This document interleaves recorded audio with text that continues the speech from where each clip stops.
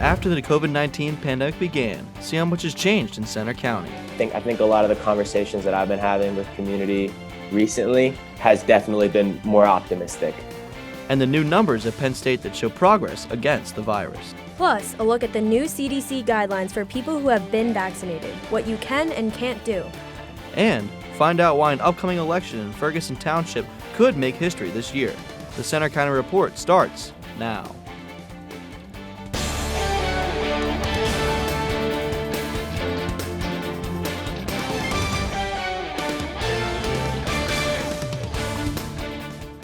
Good afternoon, I'm Matt Saporsky. And I'm Rhea Jha. Thanks for joining us for the Center County Report. It's been 1 year since the coronavirus took hold and changed the way Pennsylvanians work and live. Now, as cases, hospitalizations, and deaths finally drop, Penn State is continuing its effort to control the spread and work toward a return to normalcy. Reporter Jake Starr is live at one of the testing sites on campus with more. Jake? Thanks, Rhea. I'm outside the Hints Alumni Center here on Penn State's campus, which is one of many testing locations where Penn State students can get tested for COVID-19 this semester. This spring, Penn State has worked to test more students in an effort to slow the spread of COVID-19. It's been 1 year since the coronavirus made a once-in-a-lifetime impact on the Center County region. Over that time, Penn State has faced challenges in mitigating the spread. Close to 5,000 students tested positive in the fall, which created a stress on the local community. But this spring, the number of students, faculty, and staff testing positive has dropped to less than 1,200. Penn State continues to offer testing. I definitely think it played a huge role just because you were tested before coming back, so if you did happen to have a positive test, then you weren't coming back. And then just to make sure we tested a few days later. In addition to expanded testing, the university is offering more options. Walk-up testing is available at Hints Alumni Center and Pagula Ice Arena, and random testing takes place at Beaver Stadium and downtown. It's been a long year for many here in the State College community, but it appears better days are soon ahead thanks to a stronger testing effort by Penn State, especially here at the Hints Alumni Center. With these testing efforts, Penn State has seen its COVID numbers significantly decrease, and those results have also had an impact on the State College community. As numbers continue to trend down and more people get vaccinated, there's an increasing sense the light at the end of the tunnel is soon approaching. I think a lot of the conversations that I've been having with community recently has definitely been more optimistic. Penn State plans to return to in-person classes in the fall, and that's welcome news for a community that relies on students for much of its survival. In the last week, 41 students and 10 employees here at Penn State have tested positive for COVID-19. That's a lot lower than last semester, when at one point up to 400 students were testing positive weekly. On campus, I'm Jake Starr. Now back to you at the anchor desk. Thanks, Jake. The CDC has issued new guidelines for people who are newly vaccinated. The agency says those who are fully vaccinated can spend time indoors with other vaccinated people without needing a mask or social distancing. If someone who is vaccinated has contact with someone who has COVID-19, quarantine and testing are no longer needed as long as no symptoms are felt. The CDC considers someone to be fully vaccinated 2 weeks after receiving the last required dose. Since the outbreak of COVID-19, Penn State Counseling and Psychological Services has been tasked with finding solutions to support students' mental health. Reporter Jordan Lewis has more on how the department found alternatives in offering resources. Since the start of the pandemic, universities across the country have been challenged by a sharp increase in demand for counseling and psychological services. According to a 2020 study from the Center of Collegiate Mental Health, 47% of Penn State students seeking mental health resources did so because of concerns related to the coronavirus. Dr. Stephanie Stama of Penn State CAPS says one of the main goals was to help students coordinate with local services when they were initially sent home. There are lots of legal and ethical liability reasons that we are not able to practice outside of the state of Pennsylvania for licensure purposes. And so we ended up really helping students access their more local community services instead. Before the pandemic, students would call or schedule an appointment online and make their way to the Student Health Center to utilize the university's resources. However, during the spring 2021 semester, Penn State caps are being held entirely on a virtual level, raising questions as to whether or not the experience is authentic as a face-to-face meeting. By sort of being virtual, it allows them to feel more comfortable sharing about themselves versus being maybe in the similar space or the shared room. So even in a way, the physical distance actually has improved people's ability to connect, which was a surprising sort of blessing in disguise, I think we found. The university encourages students to reach out to CAPS if they feel they need help. In University Park, I'm Jordan Lewis for the Center County Report. Penn State President Eric Barron plans to host a series of webcasts this spring to discuss the impact of the pandemic on the university community and return to in-person classes. Pennsylvania's U.S. Senate race has a new candidate, former Lieutenant Governor candidate Jeff Bartos.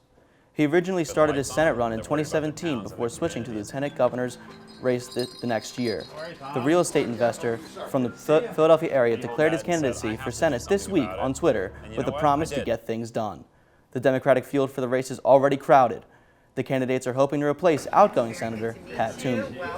When people look around and see their elected officials, a new scholarship will help students in the state's college school district, thanks to the Center Foundation and family of a young man killed in a police shooting.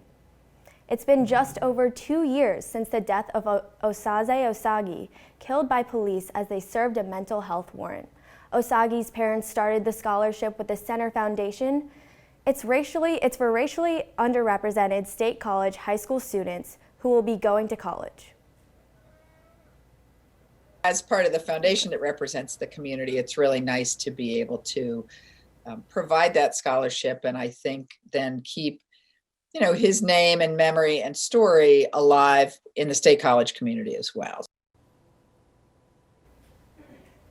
The foundation is still collecting donations and will open applications in the fall. Selections for a scholarship recipient will be made next spring. A state college woman is taking her activism from the streets to the ballot box and might be making history doing so. Reporter Milena Brown has the story. Over the last few years, the rise in social justice movements have been seen across the United States, even right here in Center County. After the death of Osaze Osagi, protesters took to the state college streets to have their voices heard. Among those were students including Rodney Bergwin, who wants to see more representation for the entire community. There are still a lot of people of color at this institution, a lot of women at this institution, and they all need to be represented appropriately. And in order to do that, they need to be represented in the government, in student government, and local government, and even at the state level. One woman is doing just that. Tiara Williams, a Mississippi native, has used her voice to speak out against injustice and fight for equality and equity. I had the chance to sit down and talk with the Ferguson Township supervisor candidate about what led her to run for office and her advocacy. Doing the protests on one hand, by doing the show Black Tea on the other, I was yelling about it and talking about it, but I wasn't really putting myself in a position where I could change it from a political standpoint. Williams also discussed her experiences with racism in the South versus here in Central PA. In Pennsylvania, there's a lot of microaggressions and a lot of implicit bias, and versus back home where I just know not to go in that restaurant. She also reflected on the importance of allies. The biggest surprise to me and something that I really appreciate is all the white allies. When you go to a protest, the majority of the protests are white. And that's awesome. That's amazing that there are so many people willing to stand up and say, this is wrong, this shouldn't be happening. If elected, Williams will be the first Black woman on the board, and election takes place May 18th. Reporting in State College, I'm Milena Brown. You can also hear more from Tiara Williams on her show, Black Tea, on YouTube. Looks like we're going to be having a few more warmer days in the coming week. We have a 7-day forecast coming up. Plus, millions of federal dollars are on the way to help people in Center County. Also coming up, new businesses along Benner Pike are opening in State College area. Find out what will be opening up next.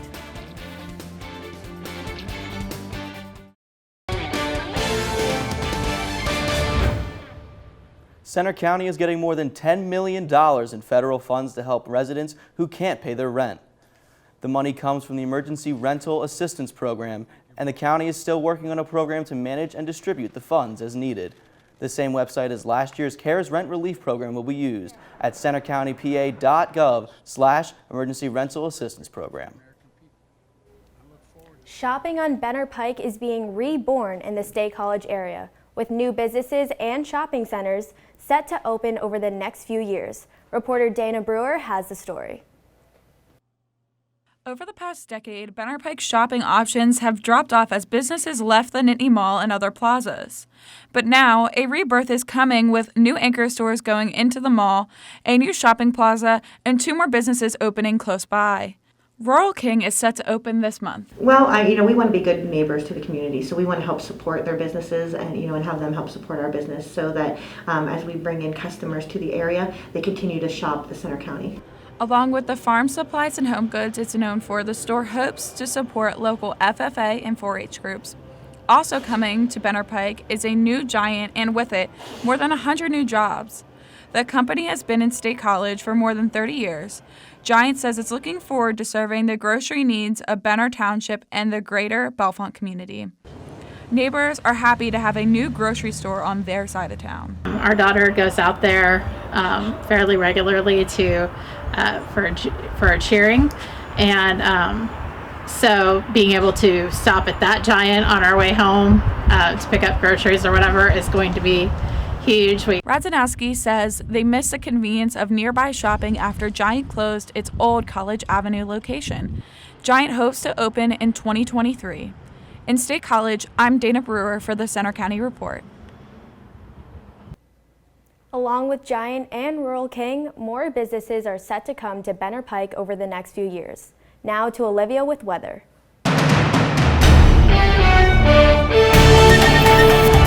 Thanks, Ria. As we have warmer weather continuing into today, I did want to just keep my eye on the potential for a colder trend moving into our area later in the week, and with that, a chance at some snow. So looking at the live shot of Beaver Stadium, we can see a little bit of cloud coverage, but for the most part, it's relatively sunny and warm today in State College. Current conditions, we have 55 degrees, feels like 55, with the dew point at around 25 degrees, which is seasonable for this time of year. We have some slower winds in the area coming from the west-northwest at around 9 miles per hour. So for feels like temperatures, we have State College coming in at 55 degrees, a little bit warmer down here in the Philly-Harrisburg area, and again, some colder temperatures in Johnstown and Clearfield. And then moving into our actual temperatures, we again have 55 in State College and warm temperatures in the Philly-Harrisburg area. And moving into all of Pennsylvania, we do see Erie coming in a bit colder with, again, those winds coming in from the west-northwest. Moving onto our satellite radar, again, we see there is little to no cloud coverage for all of Pennsylvania. And if we take a look at the country nationally, we see 2 low pressure systems moving in our area, and those will be what bring those colder temperatures and the potential for some precipitation, mixed rain and snow. So again, for our future cast in the European model, we have those cold systems moving into our area and the potential for snow coming in on Monday and Tuesday. With that said, our forecast for State College today is 61 and sunny. Tonight we will have colder temperatures of about 27 with wind gusts all the way up to 31 miles per hour, so make sure to hold on to your hats. And moving into tomorrow, we will see 47 and sunny, as well as the 7-day forecast. We do see those cold temperatures and precipitation coming in on Monday and Tuesday. With that said, we'll send it to Dana with sports. Thanks, Olivia. Next in sports, how the son of a Hall of Fame baseball pitcher is creating his own baseball legacy here in Happy Valley. Also coming up, how some local high school wrestlers are preparing to hit the mat for states in Hershey this weekend. Sports is next.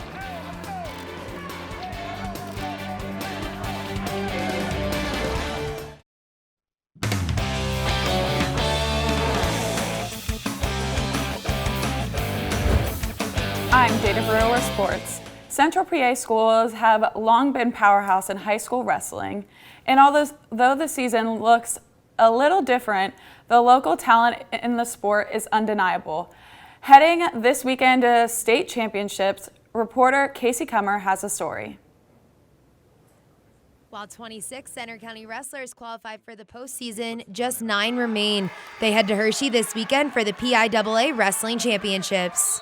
All the Center County state qualifiers are veterans to the state championships. This includes State College High sole qualifier Lance Urbis. Lance claimed the final spot at 172 pounds for states this past weekend at the AAA West Super Regionals.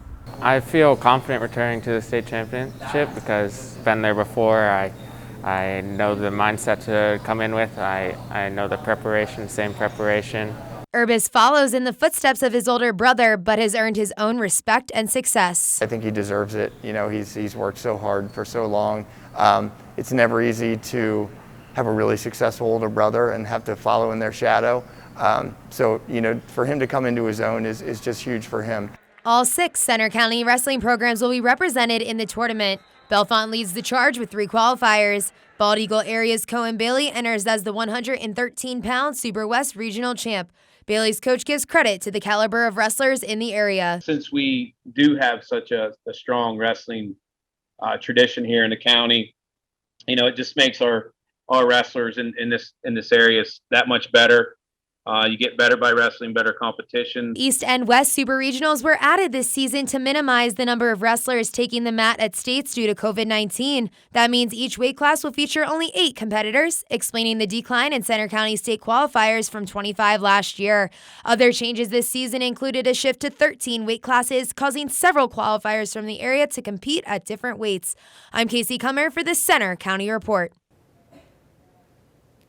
With state championship experience on their side, many Center County wrestlers have the potential to bring home individual state titles this weekend. We wish them the best of luck. Penn State men's hockey takes the ice Sunday in the first round of the Big Ten tournament. The Nittany Lions are getting set to take on Notre Dame. It'll be their 5th straight game that Penn State has seen the Fighting Irish. The Lions hope to rebound and keep their season alive after being swept last weekend. Senior captain Alec Limoges is confident in the group.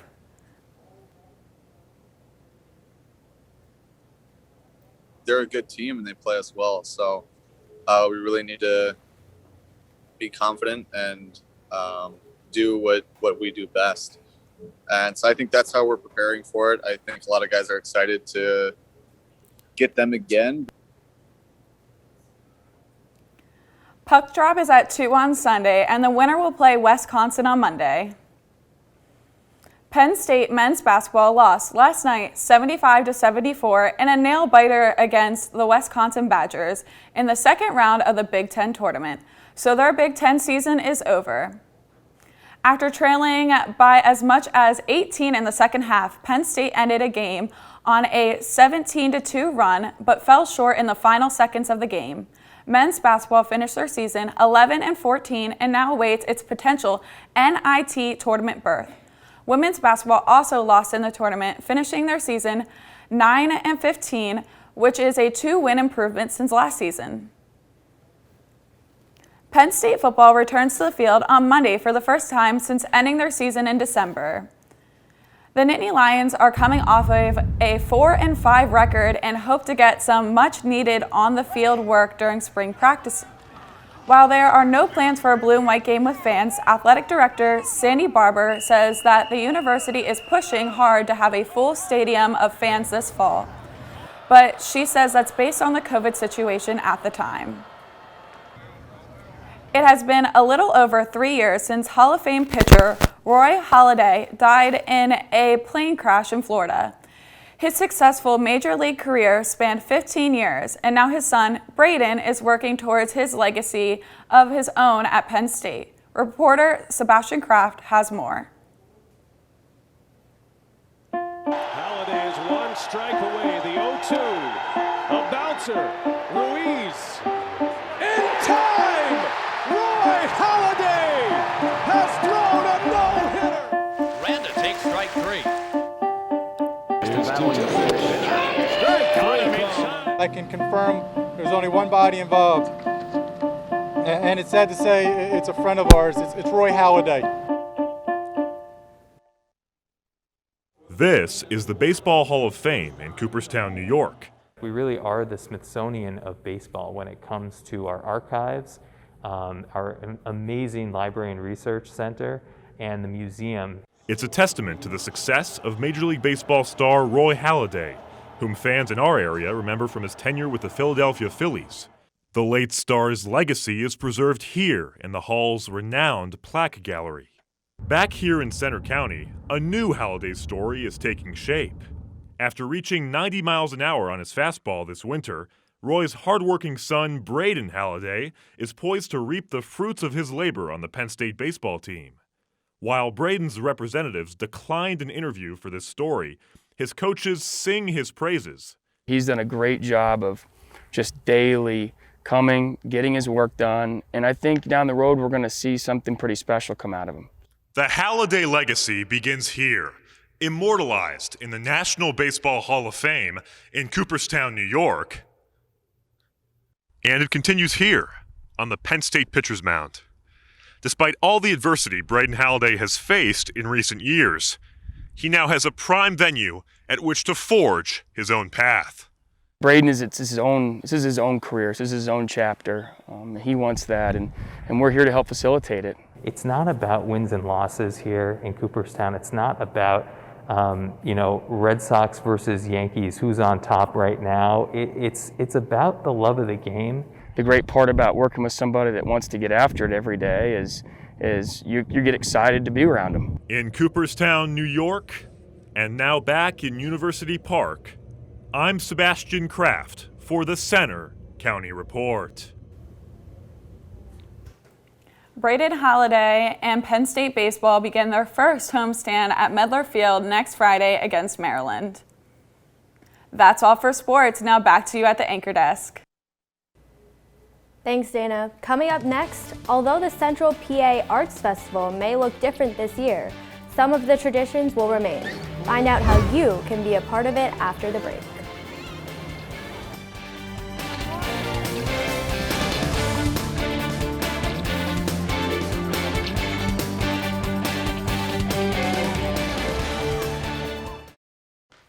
Preparation is underway for the Central Pennsylvania Festival of the Arts, including submissions for the annual banner exhibition and competition. Traditionally, the banners are hung along the festival route on South Allen Street in State College, but if the event takes place virtually due to COVID as it did last year, an alternate location will be chosen. Applications for entry can be found on the Arts Fest official website, arts-festival.com, and they're due by June 18th.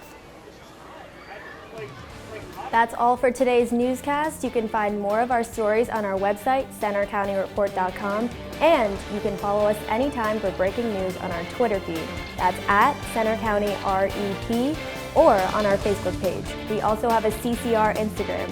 Join us for our next newscast Friday. Have a good weekend.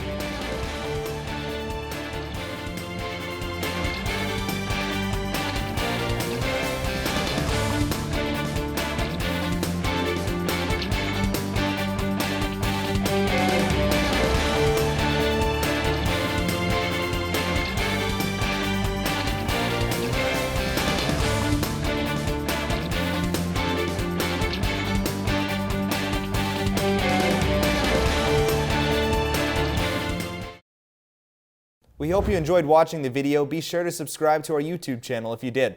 For the rest of our newscasts and featured stories, click here. And for sports, click here. Have a great day, and thanks for watching.